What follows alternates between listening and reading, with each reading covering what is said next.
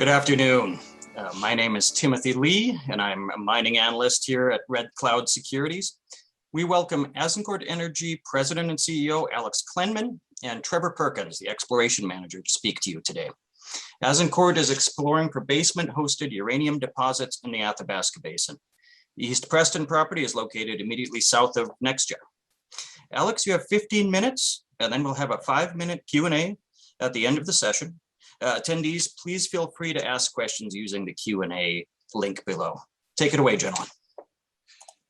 Thank you, Tim. We're going to go through our presentation deck briefly. We're not going to spend a whole ton of time on it, time being restraint here, but I'll share my screen and we'll go directly to this momentarily, if I can find it. Well, that's great.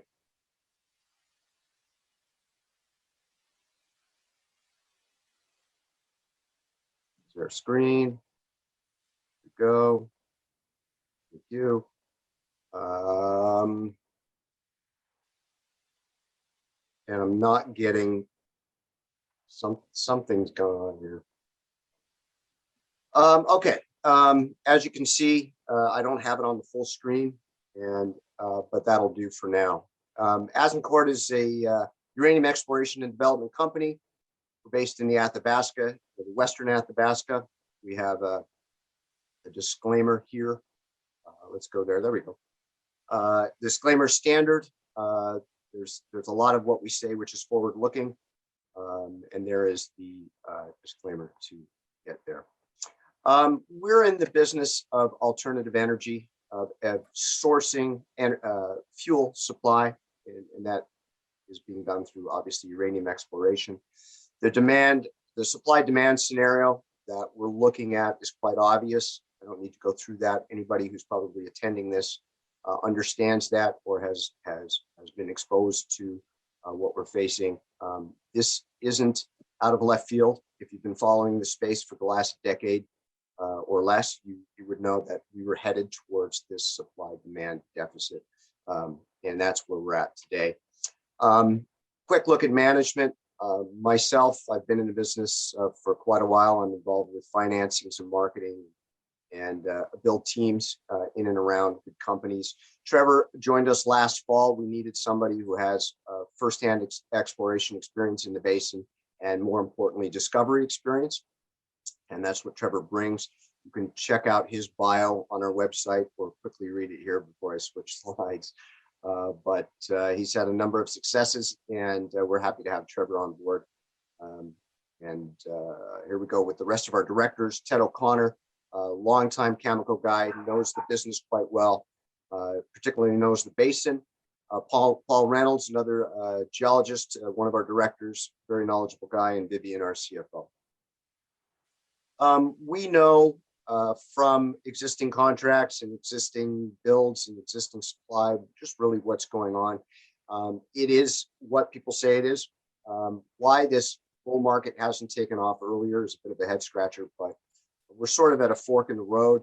A lot of long-term contracts must be inked in the next short term, particularly coming out of the utilities in the United States. So we're poised, I think, for that bull market. And if you've been through, if you remember 2007-8 or 2010-11 in that range, you can see what happens in the uranium space when spot moves, and it moves violently to the upside.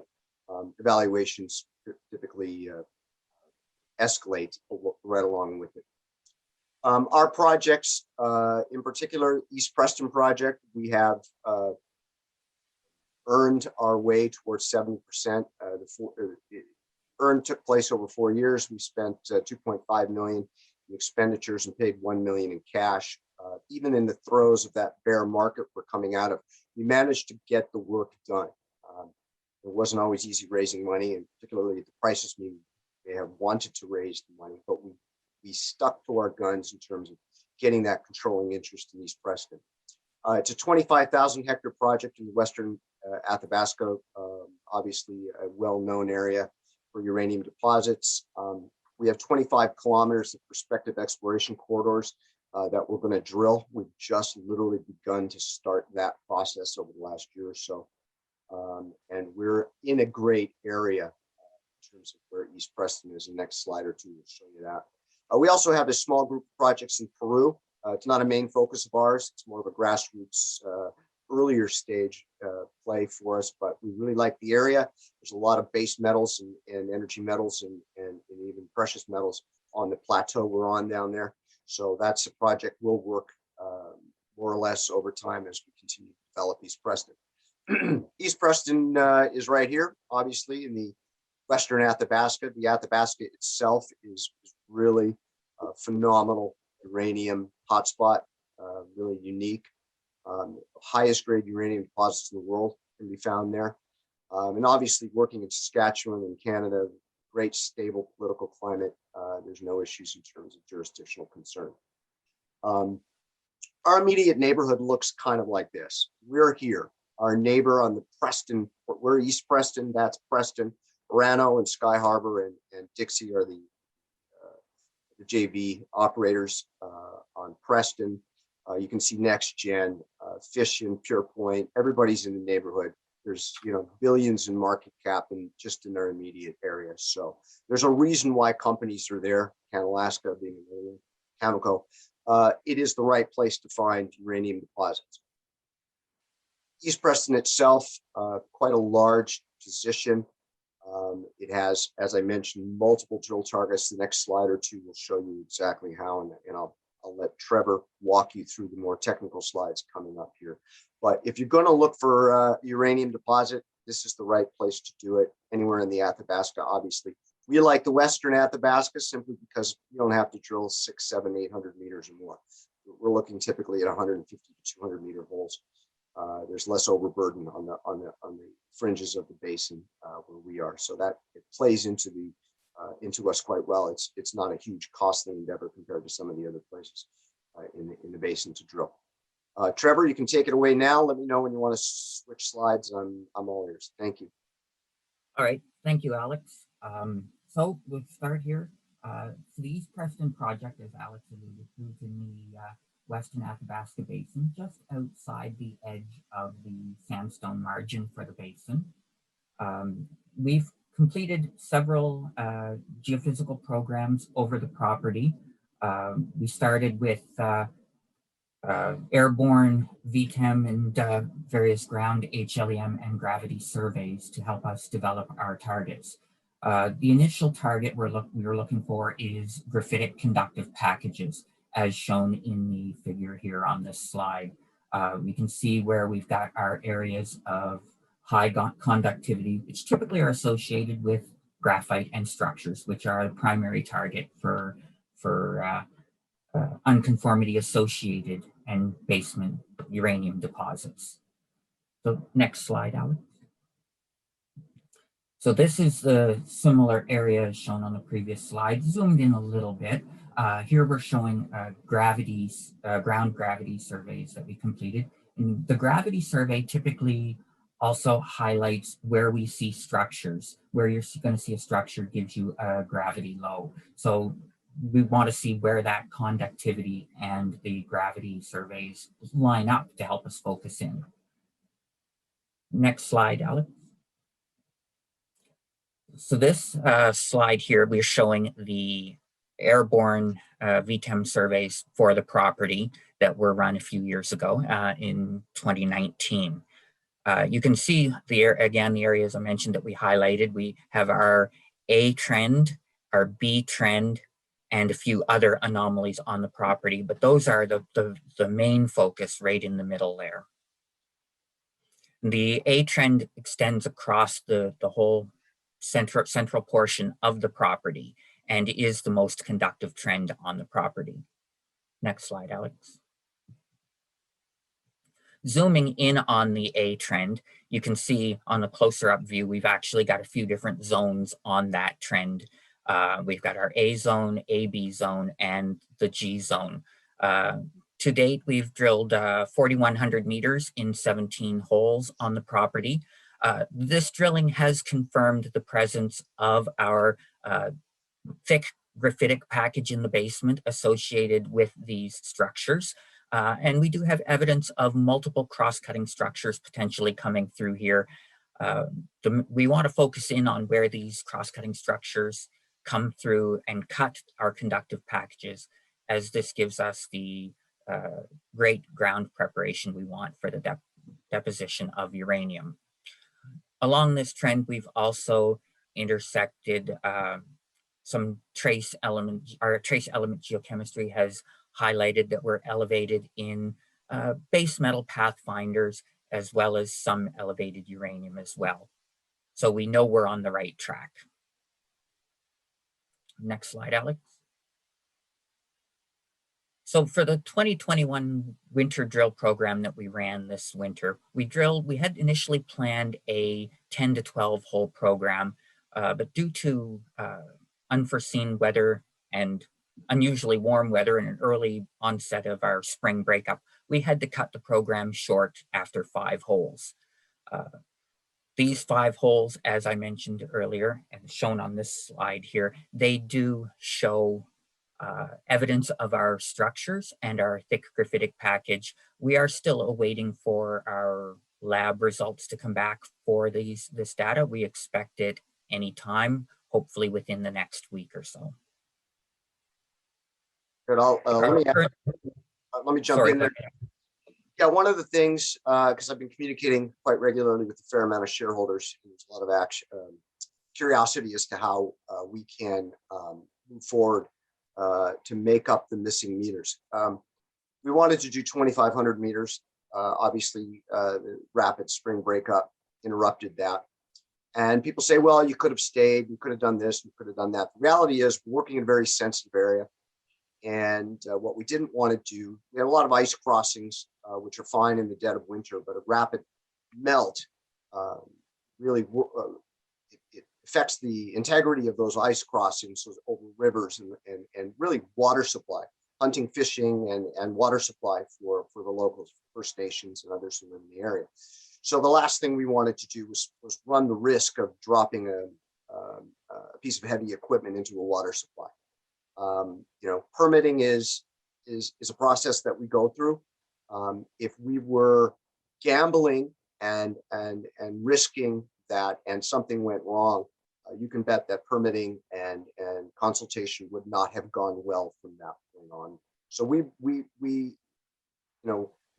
utilized discretion, which was smart. And we were as disappointed as anybody else that we couldn't get it entire 2,500 meters done. But we were prudent, we were smart, and we made the right move. So how do we make up those meters? We're looking at a couple of things. We're looking right now at a summer 21 drill program.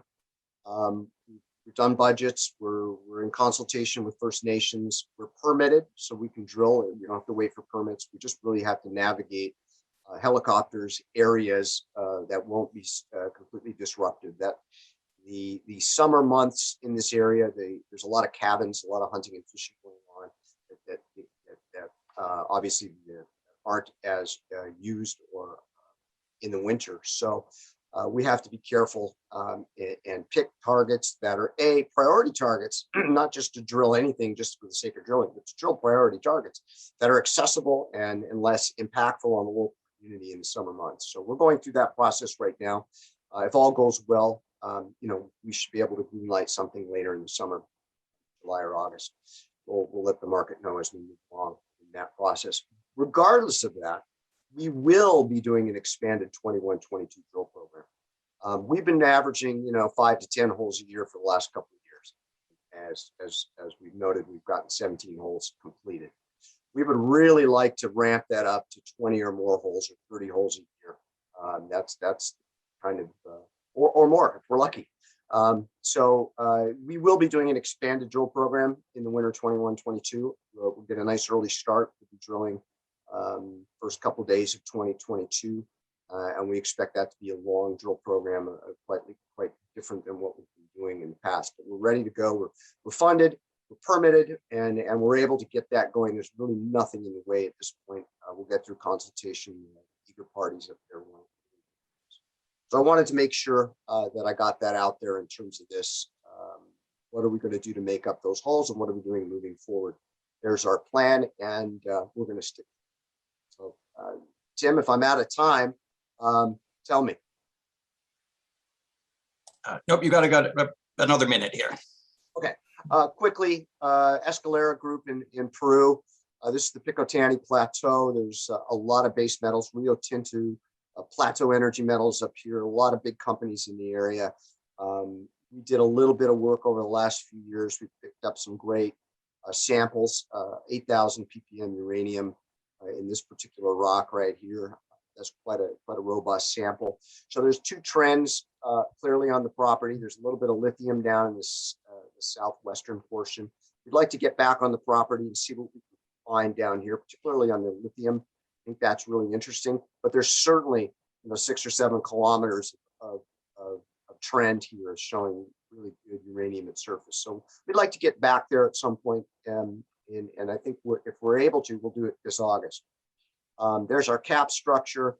We have 30% of our companies owned by institutional holders. We have really good institutional backing. We're grateful for that. We have cash on hand, sort of 5 million range right now. So we're cashed up. We're ready to go. If anybody needs anything, they can follow us on Twitter. We're quite active on our Twitter account. They can certainly reach myself or Trevor through the corporate office anytime. So there you go, Tim. Great. Thank you very much for the presentation, gentlemen. Now we'll move on to our Q&A session here. We do have a couple of questions submitted here. First, are you pursuing an OTC listing at all? Yes. Great question. We are in the process. For anybody not familiar with what's going on in the States, OTC is literally almost getting rid of the pink sheets. So if you don't have an OTC QB listing, you're going to have some issues. So everyone who's listed who has a symbol down there, whether it's DTC eligible or not, or whether it's a QB listing or not, you must upgrade to QB. So we're in the process, which also means that there's a backlog. So we've been in process for a few weeks. We anticipate that QB listing to come shortly, but yeah, we're pursuing it, and shouldn't take too much longer. Great. One other question. Does Azincourt have any 100% owned properties in the Athabasca? If not, are you pursuing any? We don't at this point. That isn't to say we haven't been looking. We're sniffing around some other potential projects. It's not a huge priority for us, but we've always got to keep our eye on anything that might pop up that might bring value to the company. But no, 70% is ours of East Preston. We anticipate being able to increase that over the next year or so. We'll see how that goes. Ultimately, Sky Harbor will be an active partner. I know Jordan well. They're a great company, and they definitely want to take the ride with us on the exploration of East Preston. So I anticipate we might be able to, maybe at some point, if we're lucky, get up to about 80%. We'll see. But I don't anticipate Sky Harbor going anywhere. So we won't be 100% on East Preston anytime soon, but there is potentiality of adding a 100% owned project down the line. Great. And one other question here. How far away is a 43-101? Okay. It's a good question for Trevor, but I'll throw my 2 cents in. We can do a technical report. It's probably a good time to do that. We're not quite at the point where we're going to be talking about a resource, but certainly we'd like to maybe get that tech report done maybe over the summer or into the fall, and then something we can hang our hat on. Would be nice to have that out there, and then obviously post discovery into look down the line as well. But yeah, a 43-101 is in the cards. Absolutely, a technical report is something we can do. Trevor, you can add to that if you like. Well, for sure. I mean, now that we've completed our earn-in, now is the time to look at getting a 43-101 compliant report for the property out there. And it is definitely on our list of near-term things to do. Good question. Great. Excellent. Well, thank you very much, Alex and Trevor, for the presentation today. And thank you out there, folks, for listening in and for your questions.